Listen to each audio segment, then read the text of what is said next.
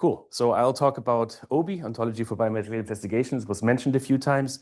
I didn't know how much people already knew about it. This was initiated in 2006 when there was a bunch of different efforts for like transcriptomics, proteomics, mass spectrometry, all these different kinds of groups that came together essentially to merge into one Ontology for Biomedical Investigations. My own interest was in immunology experiments. And so this was in parallel to the OBI Foundry effort that was also at the same time establishing some principles for ontology development. And there's open and collaborative development.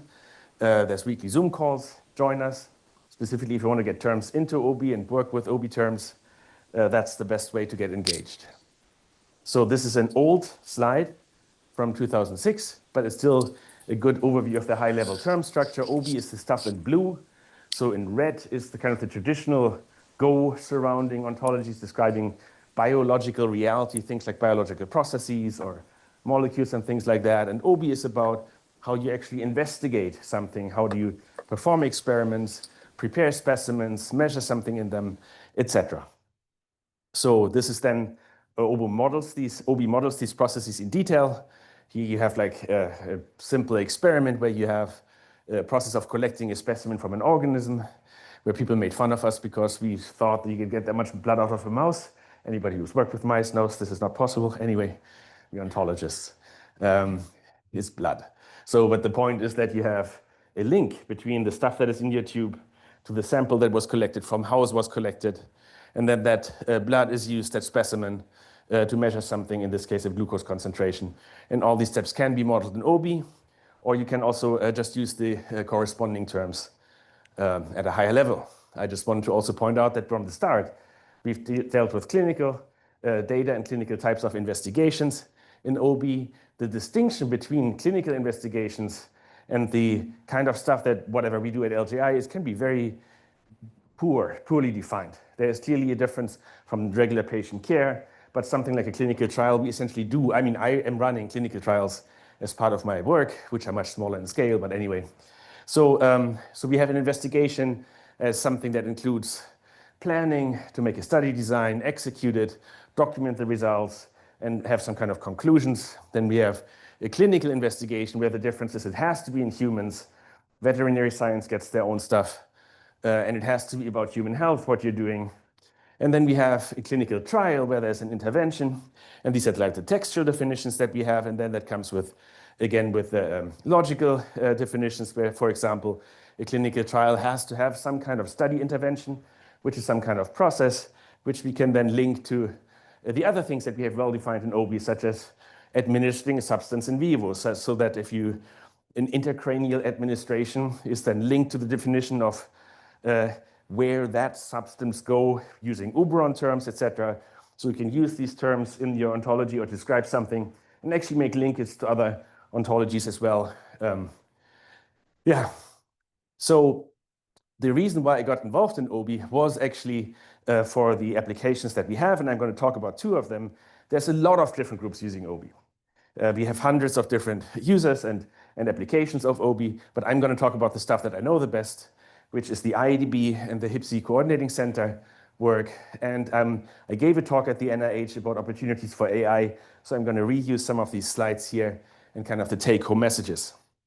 So the IADB is a resource that catalogs data from the literature about immune epitopes, the targets of immune responses. And so essentially we have a team of PhD-level curators that reads papers and captures that information in a structured format.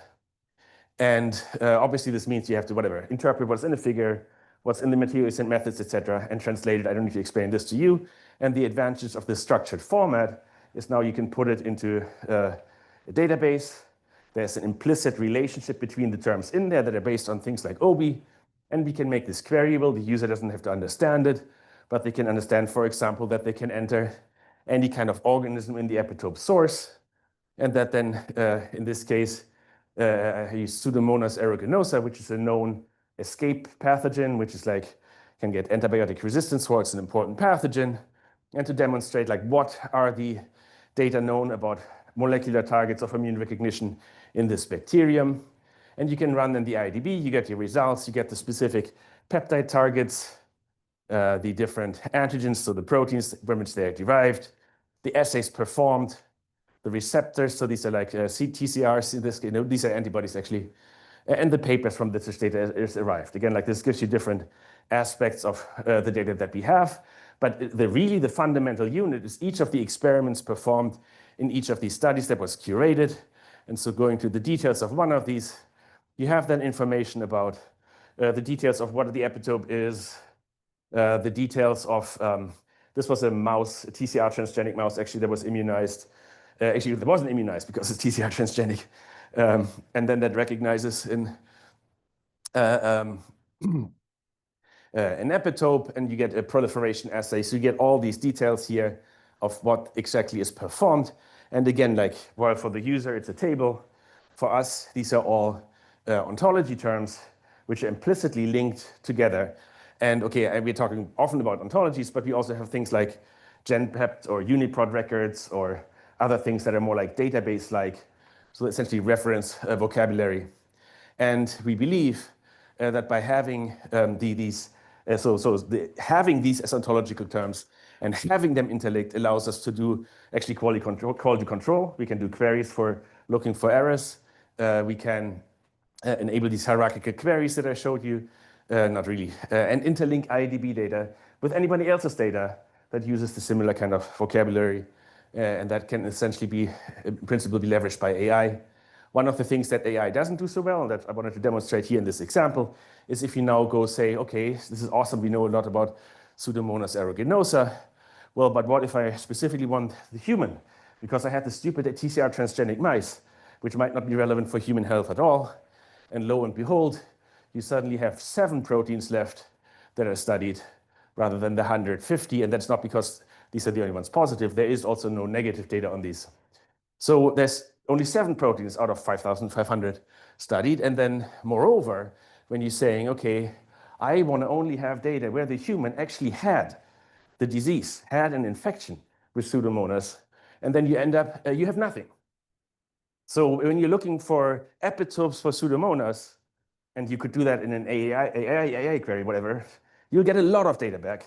And most of that is from animals with TCR transgenic mice, but for some reason, they use the stupid epitopes to study some autoimmune diseases, which have nothing to do with the type of pneumonias that people actually want to study.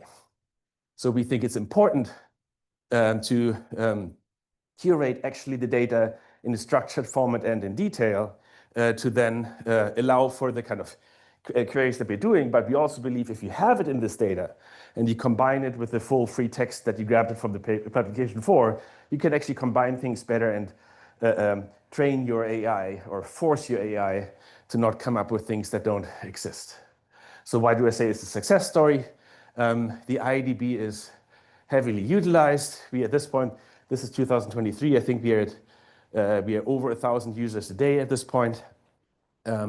Lots of citations, and it's really always been held up as one of the examples of how knowledge could be represented if people did it properly in one domain that is actually kind of specialized. The epitope field is not like the biggest field, so having that many users is kind of crazy.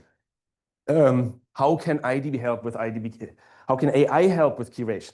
This is something, I mean, from the start, people were saying, why do you have a PhD level curation team? And why are you spending all that money? Just tell a computer to extract the data. And we have tried this for the long time. And this used to be natural language processing. And that just didn't work because most of the data, as I showed you in the first graph, is actually in figures or tables. And the whole NLP stuff didn't work. But now LLMs, they are actually a game changer for this. They are able to read tables. They are able to read figures and get stuff out. The thing is, they're most of the time, not most of the time. So we are working with a leading IT company. They are working pro bono, but I can't tell who it is. And we are working on essentially, you give the paper, you ask the AI to tell me in the IDB format what is in this paper. And the problem is there's still, no matter how much we try, about a 20% error rate at least.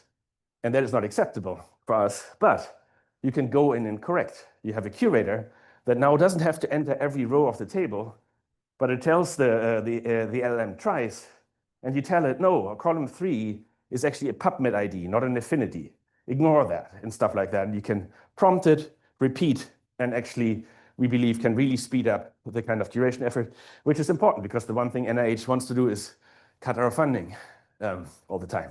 So, and I think this is also a general thing that could be, that we do this for IDB, but in principle, the process of extracting structured high quality data from free text is something that can be generalized and be beyond the IDB. And in our mind, it has to have a curator in the loop. There's no way at this point to get LLMs to do this themselves. So the second example I want to talk about is the HIPSI Coordinating Center that I'm leading with Steve Kleinstein. And this is like a creme de la creme of the immunology institutes that got one of these center grants.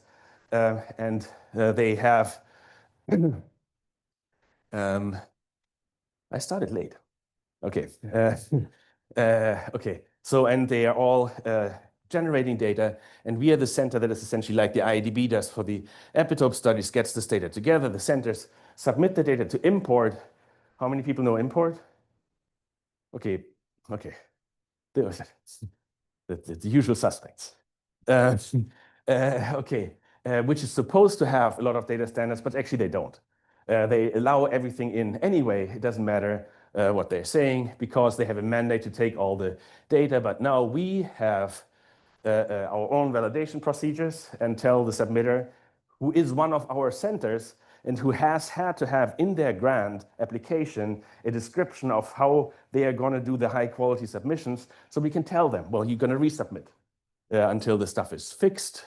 So that's our workflow. We have our ontologies that we combine from all the OBO ontologies and others into our source of terminology. We enforce that for the data that comes out of import. We tell import what we think is the problem. They might change it or might not change it. We integrate that data with external repositories like Geo and get it into the database. And then we have our similar paradigm, but now you can query for, this is no longer epitopes. This is, you can query for, give me all data studies from females over 80 that were infected with HPV and where serum samples were analyzed or something like that. So a simpler query is just for vaccination. This is what you get back. Now we have studies, arms in the studies, participants, etc. And then this is the one thing I'm really excited about. We are now using OBI to kind of drill into the study. So now this is actually a study with two arms. Some people infected, some uninfected. Some had an intervention of intubation, so etc., non-invasive oxygen. You have different things. You have samples collected at different stages. And essentially one arm is like one group of people carried through the different samples. And now we can query, give me data sets on samples pre and post infection with an intubation intervention and get this back. So versus most of the people use ontology terms to just tag data sets. We are trying to drive in and really get at where each data item comes from and how it's linked. So, and as I'm over time, what I'm trying to say is like we have, and all our development is driven by actual data sets coming in, by actual research being done and enable people using it. And we have thousands of people doing that daily. This really works. It's effort, but it provides a real benefit. And OBI is really the central part for us. I think in overall, this curation effort can be enhanced using LLMs, but not replaced. And there's real benefit, I think, from the integration of using AI for what it's good at, like reading thousands of pages of text, but combining it with the kind of structured information that we have in ontological data. And that's it.